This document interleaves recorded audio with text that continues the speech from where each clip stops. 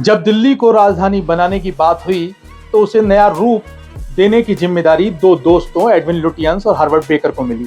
राष्ट्रपति भवन, सचिवालय और संसद की बिल्डिंग जब तक बनकर तैयार हुई तब तक दोनों के रिश्ते पूरी तरह से खराब हो चुके थे। एक दोस्त ने बाद में गुस्से में ये तक कहा था, ऐसी इमारत बनाई है जिसको लोग हमेशा कोसेंगे। किस बात पर हुआ था इन दोनों का झगड़ा, कैसे बनी दिल्ली में पुरानी संसद की इमारत, जानेंगे आज की पीवाईएम स्टोरी में।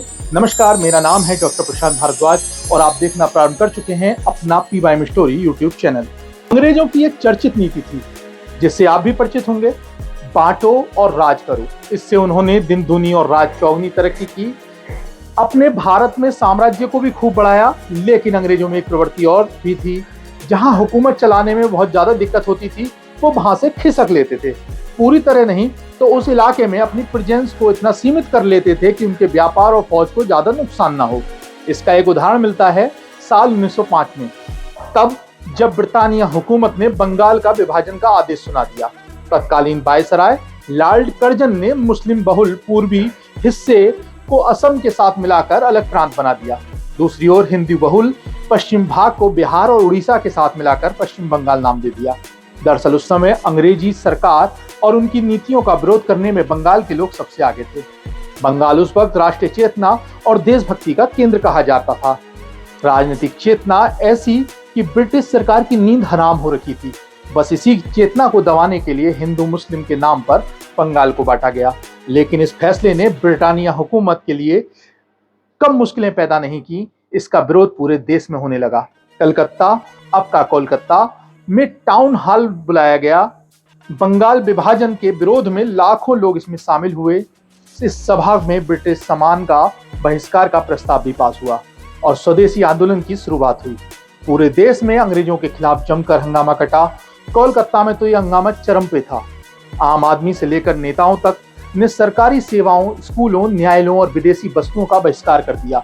ये राजनीति के साथ साथ आर्थिक आंदोलन भी था।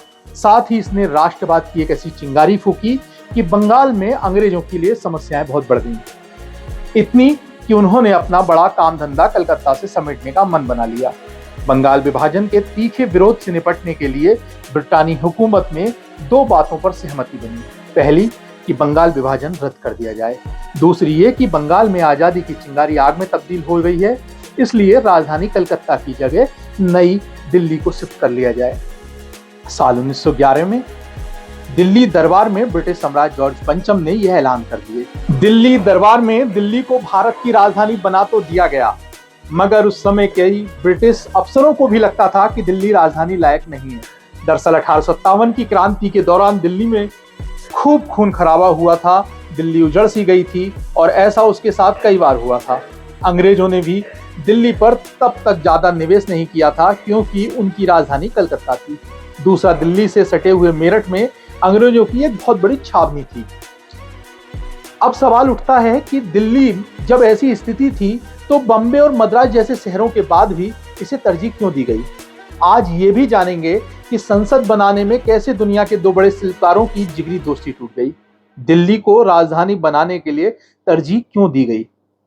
इसलिए एक वजह तो ये बताई जाती है कि दिल्ली मुगल काल में एक बहुत लंबे समय तक राजधानी रह चुकी थी। साथ ही ये भारत के बीचों बीच में पड़ती थी। इसे प्रशासनिक कामकाज में आसानी रहती। पर जैसा कि हमने पहले ही बताया कि दिल्ली बिल्कुल भी राजधानी के तौर पर तैयार नहीं थी। ऐसे में दुनिया के मशहूर आर्किटेक्ट, शिल्पकार एडविन लुटियन और हार्वर्ड बेकर को दिल्ली की राजधानी की शक्ल देने का जिम्मा दिया गया। दोनों में गहरी दोस्ती थी और वे लंदन में काफी समय तक साथ साथ काम कर चुके थे। लुटियंस ने इंग्लैंड में बड़े स्तर पर प्राइवेट और सरकारी घरों के डिजाइन तैयार किए थे। वहीं बेकर ने दक्षिण अफ्रीका, ऑस्ट्रेलिया, फ्रांस, बेल्जियम और इंग्लैंड में इमारतों पर काम किया था। दिल्ली में दोनों के लिए सबसे प्रमुख था वायसराय हाउस, अब का राष्ट्रपति भवन, और सचिवालय की दो बिल्डिंग नॉर्थ और साउथ ब्लॉक को बनाना। फरवरी 1913 में ब्रिटिश सरकार का इन दोनों आर्किटेक्ट के साथ एक समझौता हुआ। इसमें कहा गया कि वायसराय हाउस एडविन लुटियंस बनाएंगे और सचिवालय के नॉर्थ और साउथ ब्लॉक को बनाने की जिम्मेदारी हार्वर्ड बेकर की होगी। इन्हें इसकी कितनी फीस दी जाएगी ये भी समझौते में लिखा गया था। कहा गया कि इमारतों को बनाने में जो कुल पैसा लगेगा उसका 5% इन दोनों को दिया जाएगा। आपको बता दें कि अब तक की कहानी में संसद भवन के बनने का कोई जिक्र नहीं था। इसकी वजह यह थी कि तत्कालीन गवर्नर जनरल लॉर्ड हार्डिंग को संसद भवन बनवाना ही नहीं था। तब विधान परिषद हुआ करती थी, जिसे लेकर हार्डिंग का कहना था कि विधान परिषद में महज एक सदन और 60 सीटें ही हैं। ऐसे में उनके घर यानी वायसराय हाउस में ही विधान परिषद के सदस्यों की मीटिंग के लिए एक हॉल बनवा दिया जाएगा। आर्किटेक्ट एडविन लुटियंस की परपोती जैन रिडले ने अपनी जीवनी में इस बारे में लिखा भी है। उन्होंने लिखा है कि जब लुटियंस और ब्रिटेन की सरकार में भारतीय सचिव एडविन मोंटेग ने लॉर्ड हार्डिंग से विधान परिषद के लिए एक अलग से भवन का आग्रह किया, तो हार्डिंग ने कहा था, विधान परिषद की बैठक हर हाल में मेरे ही आवास में होनी चाहिए। बाद में क्यों बना संसद भवन, ये भी एक कहानी है। वायसराय हाउस और सचिवालय का निर्माण शुरू हो चुका था। फिर साल 1919 का दौर आया, गवर्नमेंट ऑफ इंडिया एक्ट पारित हुआ। इसमें विधान परिषद यानी काउंसिल ऑफ स्टेट के साथ साथ केंद्रीय विधानसभा यानी लेजिस्लेटिव असेंबली बनाने की भी बात कही गई। यानी अब एक नहीं 2 सदन हो गए थे। ब्रिटिश सरकार का कहना था, इसका उद्देश्य देश की प्रांतों की में भी सरकार बनवाना है, जिससे सरकार तक ज्यादा लोगों की आवाज पहुंच सके। दोनों सदनों में सदस्यों की संख्या 200 से भी ज्यादा थी। यह संख्या इतनी ज्यादा थी कि ब्रिटिश सरकार को नई काउंसिल हाउस की बिल्डिंग बनवाने के लिए तैयार ही होना पड़ा। आपको यहाँ पर यह भी बता दें कि यही काउंसिल हाउस आजादी के बाद भारत का संसद भवन कहलाया। आगे हम संसद भवन शब्द ही इस्तेमाल करेंगे। जब संसद बनने में 2 पक्के दोस्तों की दोस्ती टूट गई, जब संसद भवन बनने की बात पर मोहर लग गई, तो उसका डिजाइन तैयार करने के लिए पहला मौका हार्वर्ड बेकर को दिया गया। उनसे 3 चैम्बर वाला भवन डिजाइन करने को कहा गया। पहला चैम्बर केंद्रीय विधानसभा के सदस्यों के लिए, जो अब लोकसभा है, और दूसरा विधान परिषद के सदस्यों के लिए, जो अब राज्यसभा है, और तीसरा चैम्बर काउंसिल ऑफ प्रिंस के लिए यानी रियासतों के राजकुमारों के लिए। हार्वर्ड बेकर संसद भवन का डिजाइन बनाकर ब्रिटिश सरकार के पास लेकर पहुंचे। ये डिजाइन एक त्रिभुज के आकार का था, जिसकी तीनों भुजाएं बराबर थीं। बेकर का सीधा प्लान था कि तीनों कोनों पर तीनों चैम्बर बना दिए जाएं। इसके बीच में एक हॉल होगा, जिसके ऊपर गुंबद होगा। ये हॉल तीनों चैम्बर से जुड़ा होगा। ब्रिटिश सरकार जब इस डिजाइन पर विचार विमर्श कर ही रही थी, तभी बेकर और लुटियंस की दोस्ती में खटपट हो गई।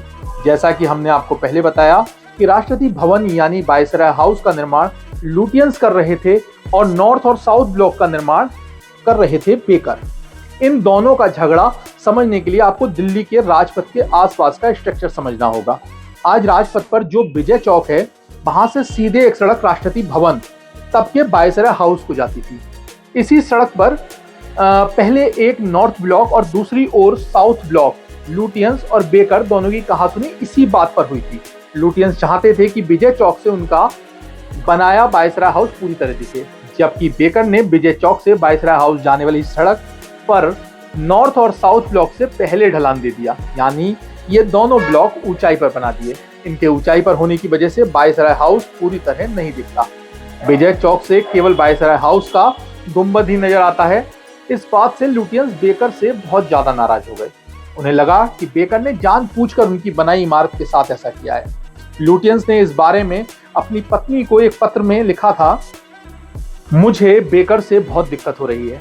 उसने सचिवालय की इमारतों को ऐसे बनाया है कि तुम कभी भी ग्रेट पैलेस अर्थात विजय चौक से पूरा वायसराय हाउस नहीं देख सकोगी, केवल उसका गुंबद ही वहां से दिखेगा। लुटियंस ने 4 जुलाई 1922 को एक और लेटर लिखा, जिसे पढ़कर लगता है कि वो सचिवालयों की इमारतों के निर्माण से कितना आहत थे। उन्होंने लिखा था, मुझे पता है इस समय भारत में फाइनेंशियल प्रॉब्लम है। इस वजह से अब निर्माण में हुई किसी गलती को सुधारने के लिए लाखों रुपए खर्च नहीं किए जा सकते, लेकिन इस वजह से गलत निर्माण को लेकर मेरे विचार नहीं बदलेंगे। मुझे विश्वास है कि आगे आने वाली पीढ़ियां इस निर्माण में की गई गलती को महसूस करेंगी और इसे बनाने वाले को कोसेंगी। एडविन लुटियंस ने इस लेटर में आगे साफ लिखा था कि दिल्ली में हार्वर्ड बेकर ने उनके साथ विश्वासघात किया। इन आरोपों का जवाब बेकर ने भी दिया था। उनका कहना था कि उन्होंने दिल्ली के सचिवालय की इमारत वैसे ही बनवाया जैसे ब्रिटिश सरकार ने उनसे कहा था। बहरहाल 2 दोस्तों की ये तकरार इतनी बढ़ गई कि जब हार्वर्ड बेकर के त्रिभुजाकार संसद के डिजाइन के बारे में लुटियंस को पता चला, तो उन्होंने उस डिजाइन का तीखा विरोध किया। कहा कि संसद भवन को त्रिभुजाकार बनाने की क्या जरूरत है। लुटियंस ब्रिटानिया सरकार के पास संसद भवन के लिए अपना डिजाइन लेकर पहुंच गए। बताते हैं कि बेकर का डिजाइन ज्यादा भव्य और लागत वाला था, इसलिए सरकार ने उस डिजाइन को पास नहीं किया। पास हुआ लुटियंस का डिजाइन, जो वृत्ताकार था। लुटियंस के डिजाइन पर ही फिर संसद भवन बनकर तैयार हुई, जिसे हम आज देख रहे हैं। 18 जनवरी 1927 को तब के वायसराय लॉर्ड इरविन ने इसका उद्घाटन किया था। संसद भवन को लेकर कहा यह भी जाता है कि हर्बर्ट बेकर का डिजाइन इसलिए फेल हो गया था क्योंकि ब्रिटिश सरकार चाहती थी कि दिल्ली में सबसे बढ़िया इमारत वायसराय हाउस दिखे, जो अंग्रेजों की शान और शौकत का प्रतीक बने, और काउंसिल हाउस यानी अब का संसद भवन दूसरे दर्जे की इमारत रहे। लेकिन इसके बनने के 20 साल बाद ही ऐसा पासा पलटा कि जिस इमारत को उन्होंने कमतर दिखाना चाहा, वो भारत की राजनीति का केंद्र बन गई और देश का भविष्य वहां से लिखा जाने लगा। आज की कहानी में बस इतना ही। मैं डॉक्टर प्रशांत कुमार भारद्वाज आपसे विदा लेता हूं। इसी प्रकार से हमारी जानकारी को देखने के लिए, इस तरह की जानकारी को साझा करने के लिए जुड़े रहिए हमारे PYM स्टोरी परिवार के साथ। धन्यवाद। नमस्कार।